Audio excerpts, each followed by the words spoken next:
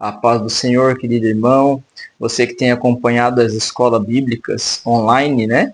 Quando a gente não tem presencial na igreja, a gente faz os vídeos gravados para que você possa aprender um pouco mais da palavra de Deus e para que a gente possa também dar um segmento às nossas lições de cada domingo, né? Então, nós estamos hoje na lição de número 10, da lição do livro A Igreja em Jerusalém, Doutrina, Comunhão e Fé, a base para o crescimento da igreja em meio às perseguições. Nós estamos tratando dessa temática nesse trimestre. Faltam apenas 3 aulas, com essa daqui mais 2, para que nós encerramos esse livro e vamos dar início a um novo trimestre, o quarto e último trimestre do ano de 2025. E a lição já está comprada, estão para chegar já. E a temática é corpo, alma e espírito, né? Vai ser bastante interessante essa lição. Já faço convite para você estar participando conosco desse quarto trimestre de 2025.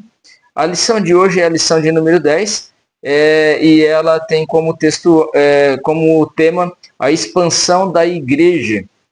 O texto áureo: mas os que andavam dispersos iam por toda parte anunciando a palavra, e descendo Filipe, a cidade de Samaria, lhes pregava a Cristo. Atos capítulo 8, versos 4 e 5. A verdade prática está dizendo assim: a igreja só crescerá quando ultrapassar seus próprios limites e levar a mensagem de Cristo para além das suas paredes. Amém? Essa lição, a lição de número 10, ela vai tratar sobre a perseguição da igreja, que gerou, na verdade, a perseguição naturalmente acabou gerando em Atos, no livro de Atos, a expansão, o crescimento da igreja. Às vezes algo ruim que acontece, a gente precisa parar um pouco, refletir, porque apesar de coisas ruins acontecer à igreja, perseguição, por exemplo, nós podemos ver que a igreja de Atos, mesmo em meio a essas perseguições, ela acabou expandindo, crescendo, né? Ela saiu de Jerusalém e se colocou até os confins da terra, e isso fez com que a igreja viesse crescer. E quando a gente fala de perseguições, nós estamos falando de perseguições em vários níveis, né? Podem ser perseguições de política em relação à igreja, a sua mensagem, pode ser de outras igrejas ou de outros credos que não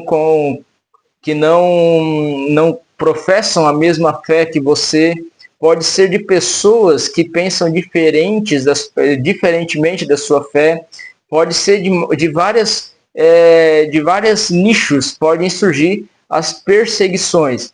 E quando nós falamos dessas perseguições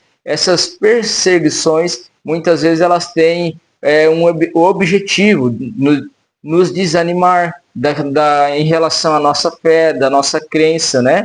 Para impedir com que eu e você continuamos professando aquilo que cremos, aquilo que acreditamos. Então, não é o objetivo, a consequência dessas perseguições podem também trazer retornos específicos, como o crescimento da igreja ou o crescimento da sua própria fé, quando isso acontece. Vai depender da forma como você vai reagir a essas perseguições, aquilo que falam a respeito da sua fé. Isso vai determinar se você vai desanimar e parar, ou se você vai fazer com que a sua fé cresça ainda mais e você consiga multiplicar o número de discípulos de Cristo através dessas perseguições. Ok? E nós vamos ver aqui no capítulo 8, que é o texto base dessa nossa lição de hoje, né? Atos capítulo de número 8, versículo de 1 a 8, e versículos de 12 até o de número 15. Nós vamos ver algumas lições importantes aqui baseadas sobre esse texto de Atos capítulo de número 8. Aqui nós vamos ver um ministério logocêntrico, né?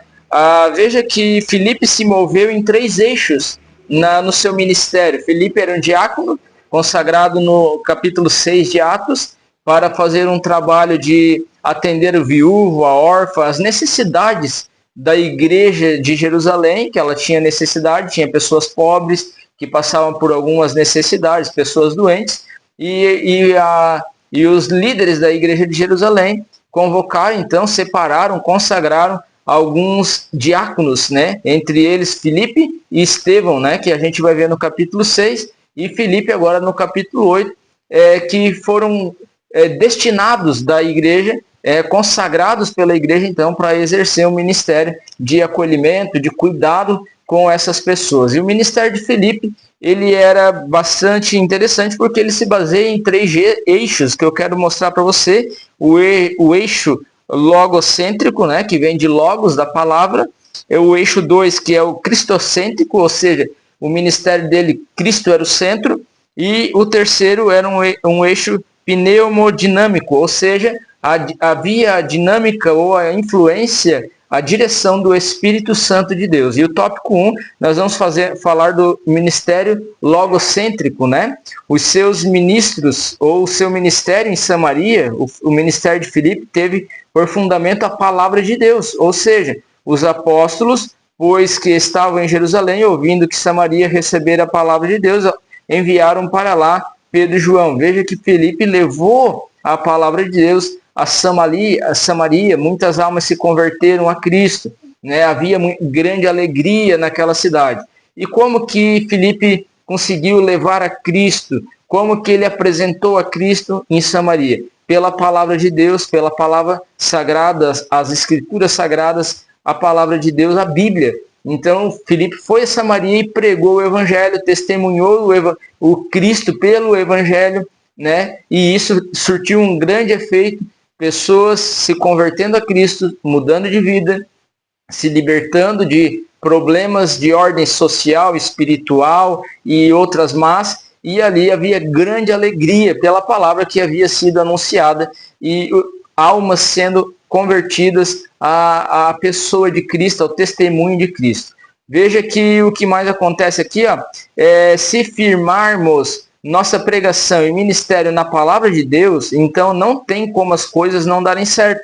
Tudo que tem por base a palavra do Senhor vai funcionar. Ou seja, um ministério que não tem a base na palavra, um culto que não é baseado sobre a palavra, uma igreja que não está baseada sobre a palavra de Deus, ela não vai funcionar, ou seus resultados não vão aparecer, não vão dar frutos, ok? Então a palavra de Deus funcionou no ministério de Filipe como um agente de crescimento da igreja. A igreja se expandia pela palavra, e quando nós temos a palavra de Cristo, quando conhecemos o evangelho e anunciamos esse, vai dar frutos, vai dar resultados positivos, e o resultado vai ser visto pelas pessoas. Então, essa é a primeira parte, o primeiro eixo, né? É um eixo logocêntrico, ou seja, o centro da palavra. O culto, o centro dele é a palavra. E o centro da palavra quem é? Cristo. Então a gente vai para o segundo ministério agora, o segundo eixo, desculpa, que é um ministério cristocêntrico, né? A centralização em Cristo do ministério de Filipe, a gente vai ver lá em Atos, capítulo de número 8, o verso 5, onde está escrito: e descendo Filipe à cidade de Samaria, ele lhes pregava a Cristo.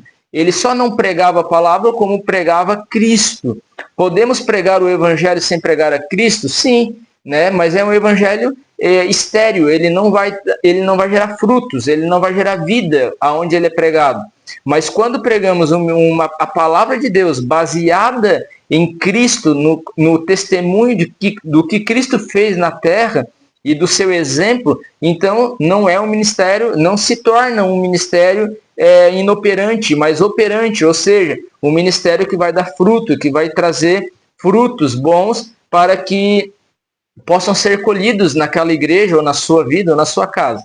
Então, todo ministério precisa ser cristocêntrico, né? E Filipe mostra isso, que quando o seu ministério anunciada a palavra, e pela palavra ele anuncia Cristo, e o resultado desse anunciar a Cristo pela palavra foi almas se convertendo, pessoas sendo curadas, demônios sendo expelidos, né? As pessoas começaram a ter alegria naquela cidade. Então, olha o movimento que a palavra quando a palavra pregada, anunciando Cristo como centro, olha o resultado que ela vai proporcionar a um ministério, seja de uma igreja local, ou seja, na nossa própria casa, que a nossa casa é o nosso primeiro ministério, a nossa família é o nosso ministério, cuidar dos nossos filhos, gerenciar a nossa casa é um ministério. E nós podemos anunciar a Cristo através deste ministério familiar, aonde a gente está na sociedade em que a gente está envolvido. Atos 8 e verso 12 ainda diz assim, ó, mas como crescem em Filipe, que lhes pregava acerca do nome de Jesus Cristo, se batizaram tanto homens como mulheres. Vejam que eles aceitaram a Cristo, reconheceram a Cristo pela palavra pregada, logocêntrica, ou seja, ali as pessoas se convertiam a Cristo